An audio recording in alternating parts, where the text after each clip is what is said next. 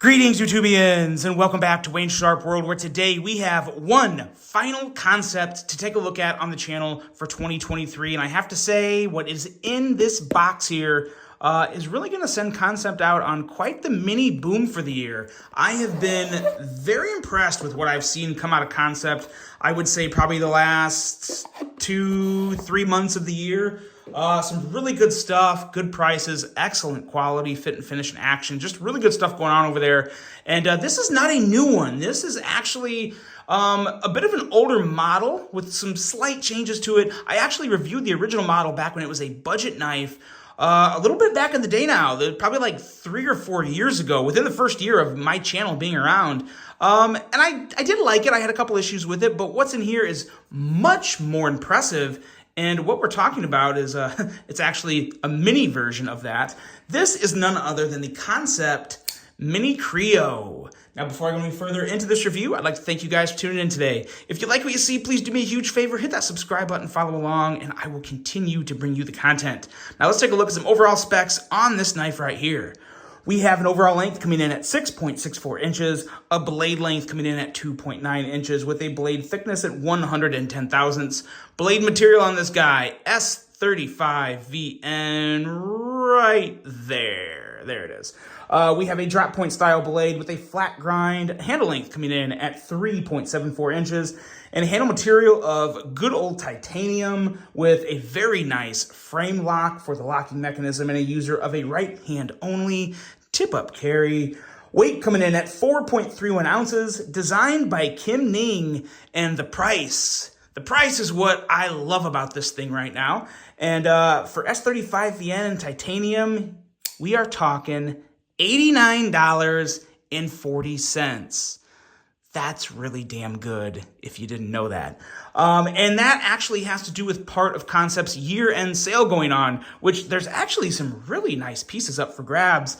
A lot of them I haven't handled. None of the ones that I reviewed recently are in that sale, but there are some really good looking knives up to 40% off and prices as low as $39 and change. So I will have a link for this specific knife and then also a link for the entire year-end sale down below for you guys to check out. And if you don't like this version with just the blade cut out, there is also a version of this that looks really just like this, but there is a flipper tab back there. So if you're not a middle finger flicker and you want a regular flipper option for this specific knife, you can get that as well, and it's also only $89.40, which I think is really, really stinking good. I think for titanium and S35, that's a phenomenal price. Now, let's take a look at some size comparisons here and see how it measures up with some knives that I'm sure everyone has probably handled at least one of these. Here we have the Civivi Mini Praxis, as well as the Civivi Button Lock Elementum.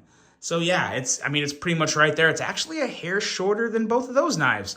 Much sleeker. It's a little more refined than these two. These are obviously more budgety knives, as to where this is still under $100. And you guys know I consider most things under $100 budget, but this, with the materials, it definitely has a very premium feel to it that I would by no means put in the budget category. Maybe it's under $100, so it's a great price, but I would definitely consider this still a knife with premium materials, which is very, very nice.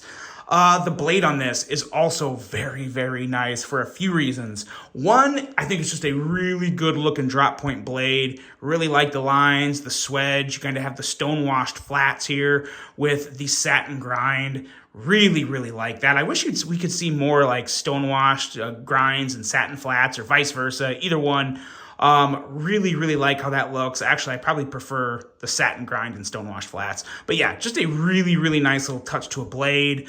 You have some jimping back here that is a little more, I think, I wouldn't consider this the grippiest jimping. It's more of just kind of like a location mark, maybe, to know where your finger is on the back of the knife. I don't know. Not the grippiest jimping, but it is still there nonetheless. An awesome blade cutout that makes for some very fidget-friendly action that we'll talk about here in a second. And most importantly, the thing's really sharp. It cuts really well. We're looking at an edge of around the sharpest, thinnest point. Ooh, I just about got myself there. Is right up in this area here. You're looking at 14 thousandths. And then as you get closer back to the back of the blade or towards the bottom of the blade, you're looking at more like 16, 17 thousandths. And I tell you what, between 14 and 17 thousandths any of that is plenty slicey enough to take care of whatever you need to cut. So very nice edge on this guy. And the handle, ooh, now the handle, so there's two aspects to this handle. There's really two aspects to every handle for me: aesthetics and ergos. In the ergo department, it's pretty good. I do consider these nice ergos, except they're about 3.5, maybe 3 3/4 finger of a grip. So I do wish it would be, I wish it was a little bigger handle, slightly bigger handle. But that's just for me. I have, somewhat big hands, not monster mitts, but big enough to where I would like a little more real estate on this handle. Now, that doesn't mean the ergos are bad, though, because the lines and the aesthetics on this handle, they really work to have a very nice feel in hand. Even though my pinky's kind of hanging off the end here, my 3 fingers and my thumb are very, very comfy. And if I really kind of squeeze up, I guess maybe I can get it 4 fingers. I wouldn't consider it 4 fingers, though. I would call this just a little less than a 4-finger grip for me. But again, still pretty solid ergos, and I just really love the lines on this handle. I think they flow really well with the blade. They look really good. There's no points. There's nothing that's annoying me, which is always very important for me. And a clip, very, very nice clip, milled clip. I always love, you'd be amazed at how many companies mess up and put, let's close this for a second so I get closer. So you see how the clip is more positioned over the actual solid part of the frame. So many companies do it. It's super, super annoying. I haven't seen it quite as often as I used to, but sometimes they'll have the clip situated more to the front of the handle, to where it's more on the frame lock side, and that's where you can have issues, and it just leads to problems. It's never a good thing. So they have the clip move back more to where vast majority of the clip is hanging on the solid frame side of the knife and not the frame lock.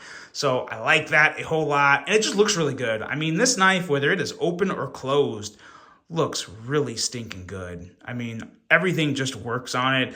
I actually really prefer this version without the flipper tab, just for aesthetic reasons and the fact that I love to middle finger flick a knife, so I have no issue with that whatsoever. I will say I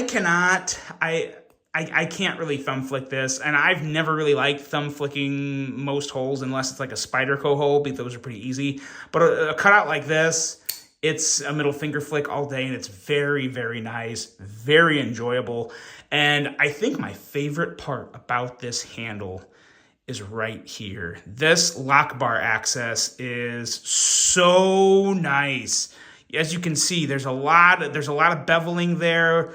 Just a really nice angle to go in and break that lock, but it's also kind of moved out past the top scale here, the top piece of the handle, which is very nice and very easy to just break that lock. And that, I've said it before, I'll say it again, that is a very important thing. The 2 most important things of a knife, or the number 1 most important thing of a knife, is how well you can operate it. How easy is it to operate? And closing the knife is equally as important as opening the knife, in my opinion, because nowadays knives are so good, opening and closing should both be a very enjoyable, very easy, effortless experience. And that's what you have here. So I really do like that. Now, the action. This, I can't say it's the best concept action I've handled. It's still great, don't get me wrong. I would consider this phenomenal action. There's just been some really ridiculously good, smooth concepts come through lately, such as the Cosmos right here, as well as this guy right here, the Integra. These two are just ridiculously, these things feel like a lot more expensive than they are smooth. I mean, they're ridiculously buttery smooth. Now this one is still very smooth, and it's very nice. And for $89 and change, I would definitely consider it pretty much perfect action. The middle finger flicking action is literally as good as it can get. Just enough of a detent, very easy, very satisfying to kick that blade out. And for me, that really is the only, that's really the main and only form of deployment on this knife for me. It'd be a middle finger flick all day. If you give it to someone who doesn't know how to really do that, they can always do that very easily with the cutout. So there's no issue there. Anyone could open the knife. But yeah, it is very, very enjoyable. You will get some smudges on it with that high satin finish. So You either carry a hank or a cloth there, but it wipes up pretty easily. And yeah, just a really, really good looking knife. And it has everything I look for. I mean, it's got very nice materials, phenomenal action, amazing aesthetics. I really, really love the design of this knife, and I really hope they do a little more with this design in the full size version in 2024, because I think there's still more to do with this. Maybe like a carbon fiber show side with maybe like a bolster lock of this would be really sweet too. But no, I love this design. I love everything about it. And for $89 and change, I mean, yeah, get out of here. This is phenomenal price. Excellent knife for $89 and change. Unless you have really big hands. If you got really big hands, you don't want this knife. But if you have average size hands to small hands, this is definitely one you should consider. Let me know what you guys think of this Concept Mini Creo, and be sure to hop on over, check out that link below for the year-end sale. It's actually, they got some really good stuff there. I was surprised. Like, it was really nice. So definitely swing over and check that out. I really hope you guys enjoyed this one. Hope you have a great rest of your day, and until the next one, I'm out.